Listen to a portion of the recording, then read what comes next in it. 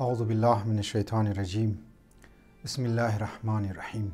حالات دنیا را و حالات مخصوصا میدل ایست را انسان سوریه و مثلا شام، یمن، عراق و لبنان، فلسطین را انسان توغ مونه و در یورپی ممالک که تحریک‌ها بال شد در حمایت فلسطین، اینها را انسان توغ مونه و چنجینگی که بسیار در سرعت در حال وقوع پذیر هست در دنیا، انسان تا یک حدی و با تایید بعضی از اساتید که مگه که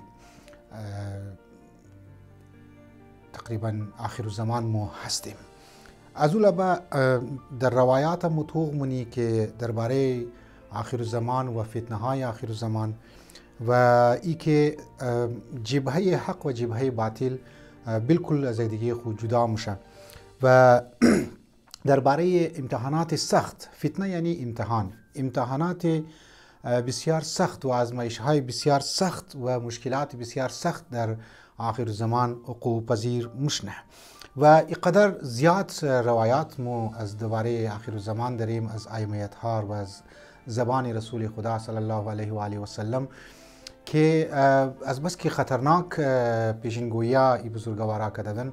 در زمان امام ششم از مو بنده خدا مایا که یا امام بیخی واقعا ما نگران هستم که این حالات که شما میگین در آخر الزمان واقعا چی مشنه.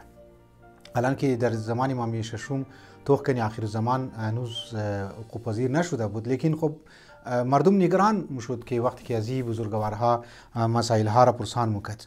امام در زمانی دخل ما حج بود، یک خیمه نشسته بود، خیمه را امو پردهشی بال زد و یک امو آفتاب یا سورج روشنیشی منی خیمه آمد. پرسان کرد که ای چیه؟ او گفت که روشنی آفتاب است، یعنی سورج است.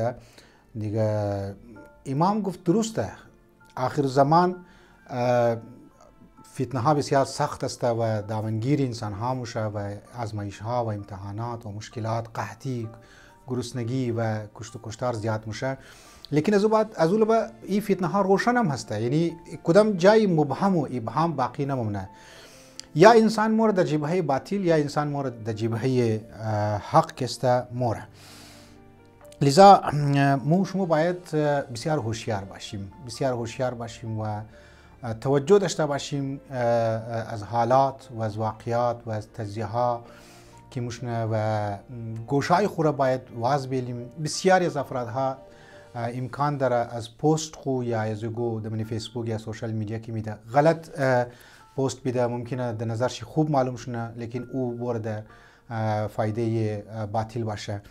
لذا پروردگار عالم دعا کنی که در فتنه های آخر زمان مو کامیاب و سربلند باشید از این امتحان بزرگ الهی.